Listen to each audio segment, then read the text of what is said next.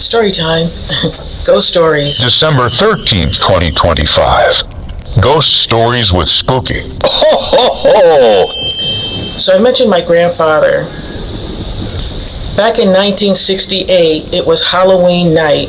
We went to the house to see my grandparents. And my grandfather was in a really good mood. He was going to Canada to go hunting. He already had some deer head hanging on the wall. I forget what they call that now. It's right at the top of my tongue. But he had it stuffed, so it's on the wall. Canada. I didn't care for that animal stuff, hunting, but he was going. It was October 31st was the last time I seen him. And so what happened was, while I was in school, I was notified that my grandfather had passed away. So what happened was that he went up to Canada and he went deer hunting and left his post. Like, you're not supposed to leave your post. If you shoot a deer, you're supposed to wait. Well, for some reason, he did. It always reminded me of that 911, 411 stories of people going missing. I've said this story before when I was at the park out in the Devil's Park out here in Connecticut.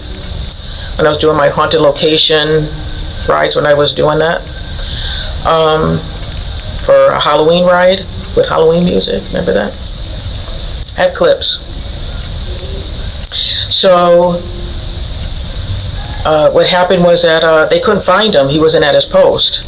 So they did a search party, and I guess it was the next day they found him slumped by a tree, and he was frozen solid. This is what was told to me. I'm 8 years old, and I'm horrified. What a horrible death, He had a heart attack. He froze to death out in Canada hunting. So that's that story. So while I was living here, it was 2012. I don't even think the Cupcake had her babies yet, which was Autumn Gomez, Salem. And she had a baby girl too, but Terry adopted her.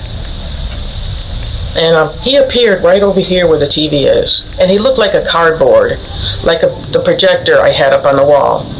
He didn't move or flinch. It was like looking at a projector or a cardboard cutout. And he was dressed in his state trooper uniform. He was a state trooper in East Hartford, Connecticut.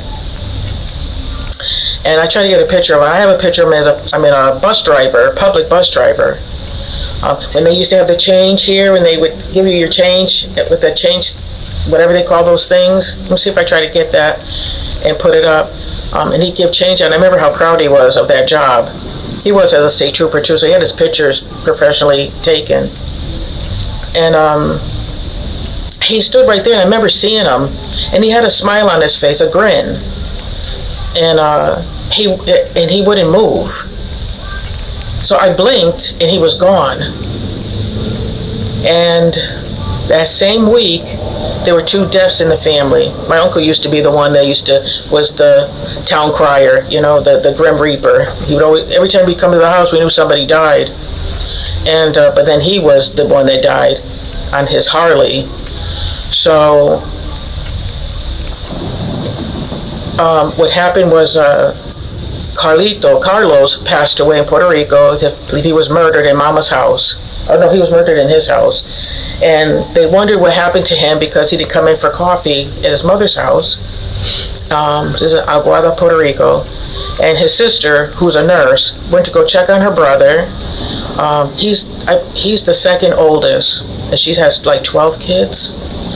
And Edwin already passed away in 1975. Yeah, 1975 when I went over there. A month before I went there, he had just died, so they were in mourning.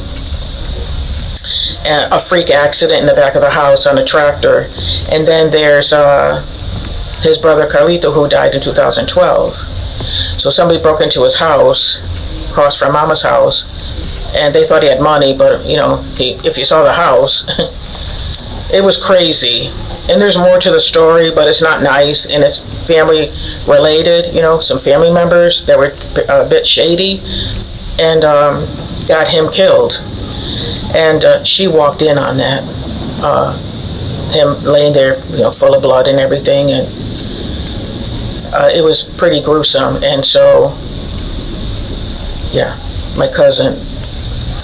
So that was that. And then the next day, my other cousin on my mother's side, Dorothy, passed away. And when she died, that's another mysterious situation. She was in Connecticut, and her boyfriend was a serial killer. It was in the newspapers and everything, but he didn't hurt her. There was a lot of drama and stuff from what the family told me, but it wasn't him that did that.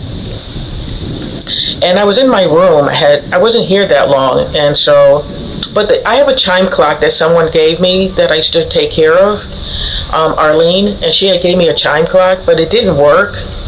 But it, chime clocks are, expensive, and they're beautiful, and I love them because my grandfather used to collect them.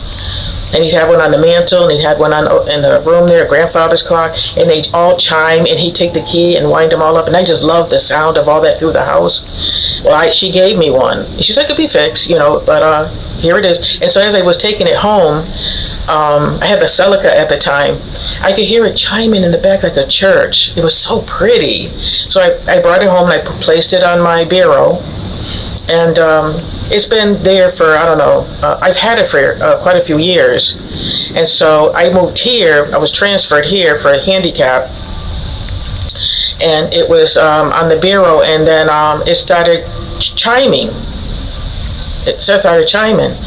But it wasn't a pretty chime. It was like dong, dong. And it kept doing that.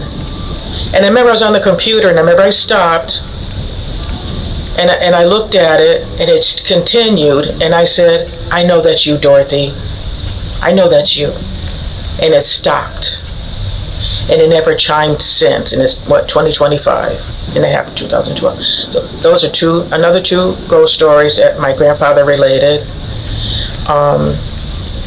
And so that's that. I hope you enjoyed those two spooky ghost stories. There's more to come that I like to share.